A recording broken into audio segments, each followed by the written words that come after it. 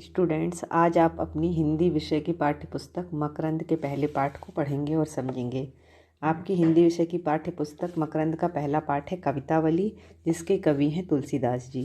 तो स्टूडेंट्स, पाठ को पढ़ने और समझने से पहले आइए तुलसीदास जी के जीवन परिचय को देखें। वैसे आप तुलसीदास जी के नाम से अवश्य परिचित होंगे और हिंदी विषय में इनकी अनेक रचनाओं को पूर्व की कक्षाओं में पढ़ चुके होंगे। स्टूडेंट्स, तुलसीदास जी का जन्म संवत 1589 में बांदा जिले के राजापुर नामक ग्राम में हुआ, ऐसा माना जाता है। इनके पिता का नाम पंडित आत्माराम दुबे और माता का नाम हुलसी था। इनका बचपन अत्यंत कष्ट में बीता और इनके जीवन का ज़्यादातर समय काशी, अयोध्या और चित्रकूट में ही व्यतीत हुआ। वो अयोध्या में ही संवत 1631 में इन्होंने रामचरितमानस लिखना आरंभ किया। ऐसा माना जाता है कि इनकी मृत्यु 1680 में काशी में अस्सी घाट पर हुई थी।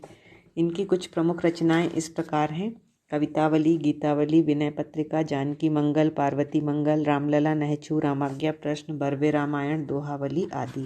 स्टूडेंट्स, इनकी रचनाओं में भारतीय सभ्यता और संस्कृति का पूर्ण चित्रण देखने को मिलता है। स्टूडेंट्स, प्रस्तुत कविता में कवि ने राम के बाल रूप का और उनकी बाल लीलाओं का मनमोहक वर्णन किया है। शिशु राम के रूप सौंदर्य को प्रकट करने के लिए कवि ने अनेक उपमाओं का भी आश्रय लिया है।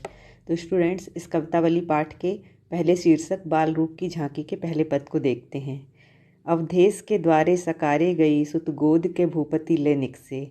अवलोकि हो सोच विमोचन को, ठगिसी रही जे न ठगे धिक से। तुलसी मन रंजन रंजित अंजन, नैन सुखंजन जातक से। सजनी ससी में समसील उभे, नवनील सरोरुह से बिकसे। स्टूडेंट्स, यह पद ब्रज भाषा में लिखा हुआ है, इसलिए इसके शब्दों के अर्थ को समझने के लिए पाठ के पीछे जो शब्दार्थ दिए हुए हैं उन्हें अवश्य देखें। और जब हम किसी पद की व्याख्या समझते हैं तो उस समय हमें उसका प्रसंग भी समझना आवश्यक होता है, और परीक्षा में अगर व्याख्या वाला प्रश्न आता है तो हमें उसका प्रसंग भी लिखना होता है। तो इस पहले पद का प्रसंग अगर हमें लिखने के लिए आए तो हम इस प्रकार लिख सकते हैं कि प्रस्तुत पद हमारी पाठ्यपुस्तक सामान्य हिंदी भाग 1 में संकलित तथा महाकवि तुलसीदास जी द्वारा रचित कवितावली के बाल रूप की झांकी शीर्षक से लिया गया है। इसमें महाकवि तुलसीदास जी ने श्री राम की बाल शोभा का बाल रूप का आकर्षक चित्रण किया है। तो आइए स्टूडेंट्स, बहुत ही सरल भाषा में हम इस पद की व्याख्या को समझें। कि कवि कहते हैं कि एक सखी दूसरी सखी से कह रही है कि हे सखी, मैं सुबह अयोध्या के स्वामी दशरथ के महल के द्वार गई। उस समय राजा दशरथ अपने पुत्र रामचंद्र को अपनी गोद में लेकर राजमहल से निकल रहे थे। मैं तो शोक से मुक्त करने वाले अर्थात दुखों को दूर करने वाले उन रामचंद्र की सुंदरता को देखकर आश्चर्यचकित रह गई। उस अपार और अत्यधिक सुंदरता को देखकर जो चकित न हो उसे धिक्कार है। खंजन पक्षी के बच्चे के समान मन को लुभाने वाली आँखें ऐसी प्रतीत हो रही थी मानो चंद्रमा में दो नए और समान सुंदरता वाले नीलकमल खिले हुए हों। इस पद की कुछ विशेष बातें इस प्रकार हैं। यहाँ पर बालक राम की आँखों की आकर्षक सुंदरता का चित्रण है। खंजन पक्षी के बच्चों की आँखों से उपमा दी गई है अर्थात तुलना की गई है, इसलिए यहाँ पर उपमा अलंकार है। वात्सल्य रस का प्रवाह है अर्थात बालक राम के प्रति वात्सल्य, यहाँ पर प्रेम उत्पन्न हो रहा है तो यहाँ वात्सल्य रस का प्रवाह है। सवैया छंद है। स्टूडेंट्स, छंद कई प्रकार के हैं जिनमें से एक प्रकार है सवैया। तो यह सवैया छंद है और यहाँ पर चित्रात्मक शैली का उपयोग किया गया है अर्थात इस प्रकार चित्रण किया गया है कि हमारे आँखों के समक्ष बालक राम का चित्र उपस्थित हो जाए। आइए अब दूसरे पद को पढ़ते और समझते हैं। पग नुपर ओ पहुँची, कर कंजनी मंजू बनी मणिमाल हिये। नवनील कलेवर पीत अंगा झलकें पुलकें नृप गोद लिए। अरिबिंदु सो आनन रूप मरंदु, आनंदित लोचन भ्रग पिए। मन मोह न बस्यो अस बालक जो, तुलसी जग में फल कौन जिए। यहाँ कवि तुलसीदास जी कहते हैं कि बालक श्री राम के पैरों में घुंघरू हैं, कमल के समान कोमल हाथों में पहुँचियाँ और हृदय पर मन को हरने वाले मणियों की माला शोभा दे रही है अर्थात वो गले में मणियों की माला पहने हुए हैं और कोमल हाथों में पहुँचियाँ पहने हुए हैं। नए नीले कमल के समान उनके सांवले शरीर पर पीले रंग की झिंगली अर्थात झबला झलक रहा है और ऐसे बालक श्री राम को अपनी गोद में लिए हुए राजा दशरथ अत्यधिक खुश हो रहे हैं।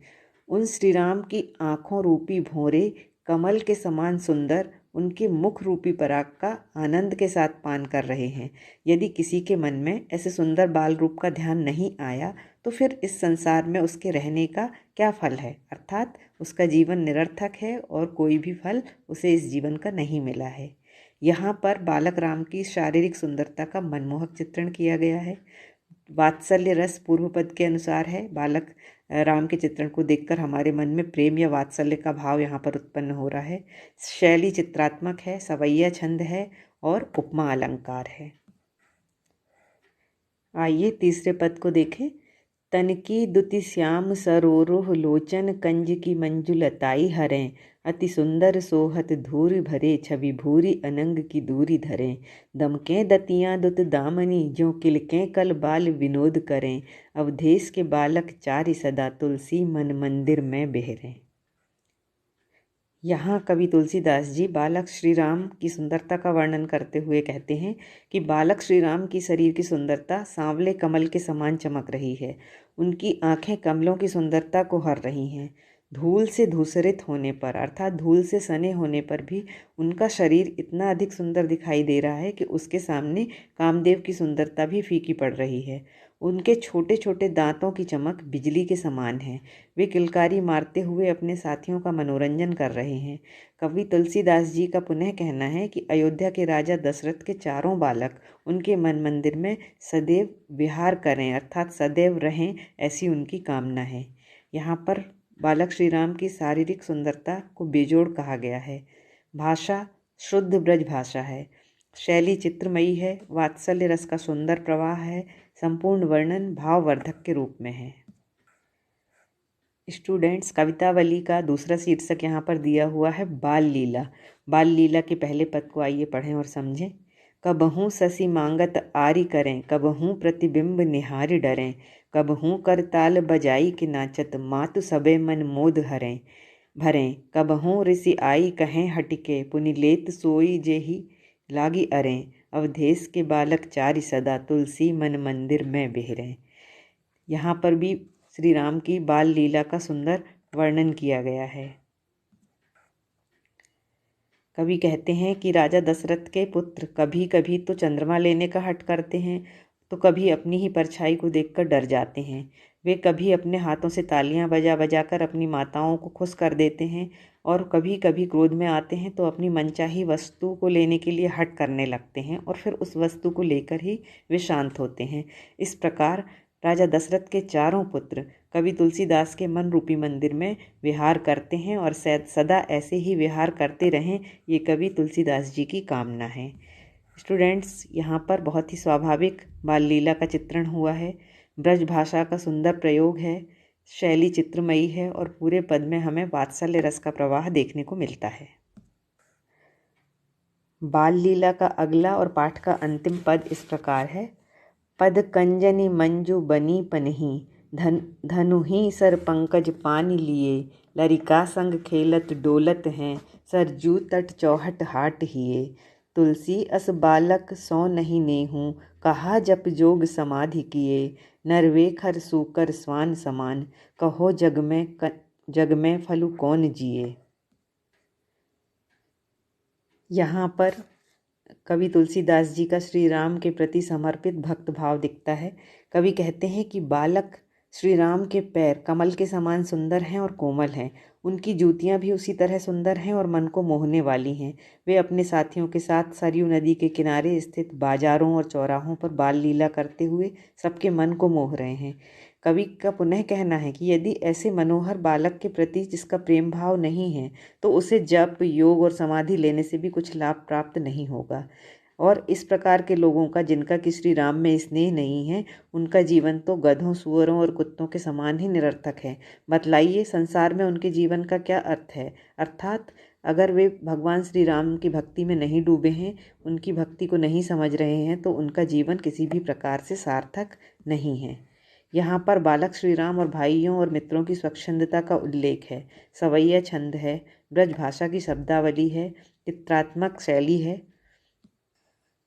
तो स्टूडेंट्स, इस प्रकार पूरे पाठ में श्री राम की बाल लीला और बाल्यकाल का बहुत ही मनमोहक वर्णन किया गया है। विभिन्न उपमाओं का प्रयोग करते हुए सुंदरता को और बढ़ाया गया है।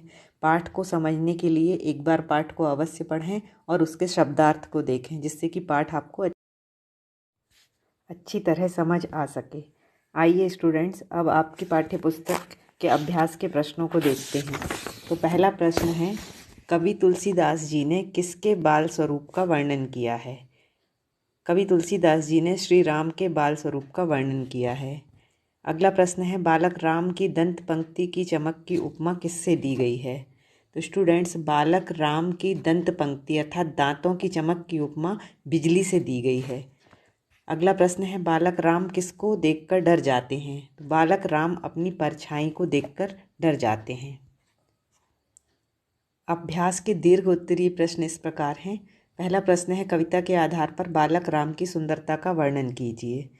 तो स्टूडेंट्स, बालक श्री राम के पैरों में घुंघरू हैं, कमल के समान कोमल हाथों में पहुँचियाँ और हृदय पर मन को हरने वाली मणियों की माला शोभा दे रही है। नए नीले कमल के समान उनके सांवले शरीर पर पीले रंग की झिंगली अर्थात कपड़ा झलक रहा है। ऐसे बालक श्री राम को अपनी गोद में लिए हुए राजा दशरथ अत्यधिक खुश हो रहे हैं। उन श्री राम की आंखों रूपी भौरें कमल के समान सुंदर उनके मुख रूपी पराग का आनंद के साथ पान कर रहे हैं। यदि किसी के मन में ऐसे सुंदर बाल रूप का ध्यान नहीं आया तो फिर इस संसार में उसके रहने का फल ही क्या है, अर्थात कुछ भी नहीं है। कवि के अनुसार जीवन का सर्वोत्तम फल क्या है? तो स्टूडेंट्स, कवि के अनुसार जीवन का सर्वोत्तम फल भगवान श्री राम के बाल रूप और उनकी बाल लीलाओं का दर्शन कर लेना है और उनकी भक्ति कर लेना है। ऐसा इसलिए कि यह भगवान के प्रति अनुरक्ति योग, तप और समाधि से भी कहीं बढ़कर है। इस आधार पर यह कहा जा सकता है कि अगर कोई भगवान श्री राम के बाल रूप और बाल लीलाओं का दर्शन नहीं करता, उनके सुंदर चित्र का पान नहीं करता, तो उसका जीवन गधों, सुअरों और कुत्तों के समान है। इसलिए उनका इस संसार में जीवित रहना बिल्कुल व्यर्थ ही है। अगला प्रश्न है, पाठ में आई 3 उपमाओं को उनके भाव सहित लिखिए। उपमा अर्थात होता है तुलना करना, किस चीज़ से तुलना की गई है। तो पाठ में आई 3 उपमाएं और उनके भाव इस प्रकार हैं। पहली उपमा है, रंजित अंजन नैन सुखंजन जातक से। यहाँ से शब्द लगा है वह तुलना को बताता है और इसका भाव यह है कि बालक श्री राम की आंखें न केवल आकर्षक हैं अपितु सुंदर और विशाल भी हैं।